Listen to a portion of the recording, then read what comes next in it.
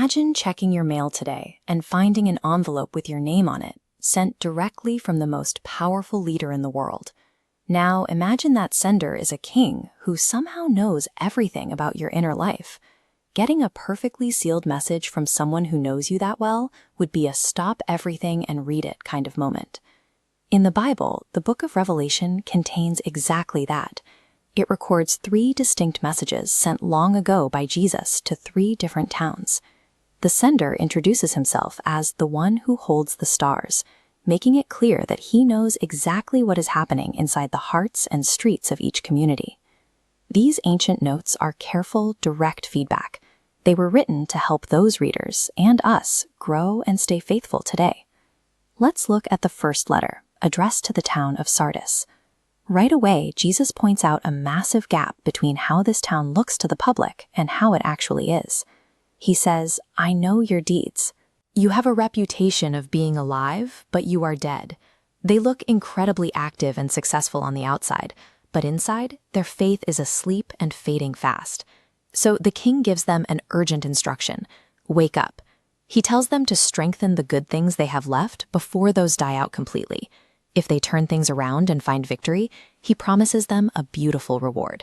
They will get to walk alongside him, dressed in white. He also promises that their names will be secure in the book of life. He says, "I will never blot out the name of that person," and he will proudly acknowledge them before his Father.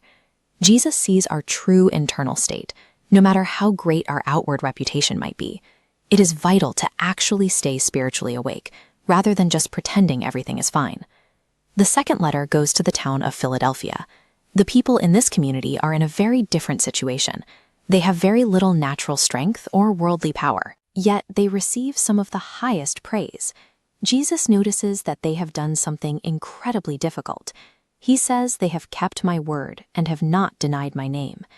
This animated diagram shows his reward. Because they held on, he places a permanent open door before them that no one can shut. He keeps them safe, shielding them from the coming trial, and makes them a solid pillar in his temple forever.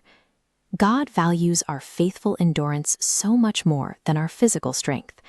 When we hold tightly to his word, he provides unshakable opportunities and protection we could never secure on our own. The final letter is addressed to Laodicea. This is a group of people who are quite proud of themselves. They say, "I am rich, I have acquired wealth, and do not need a thing." But the king gives them a stark reality check. He tells them they don't realize they are actually wretched, pitiful, poor, blind, and naked. Their spiritual emptiness is completely hidden from their own eyes.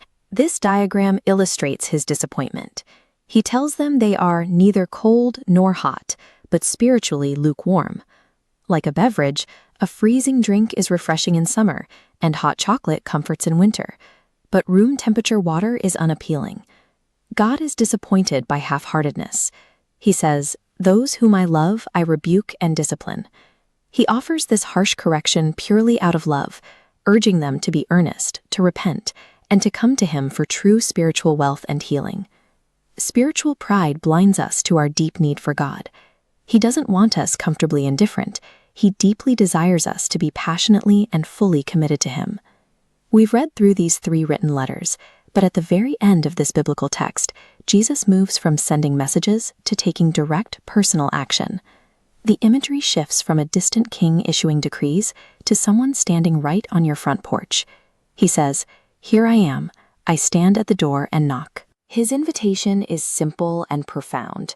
If anyone hears his voice and simply opens the door, he promises to come inside and share a meal with them. At the bottom of all 3 of these letters, you will find the exact same repeating signature: "Whoever has ears, let them hear what the Spirit says to the churches." That signature is an invitation to you. If you have ears to hear, these ancient letters are actually addressed directly to you today.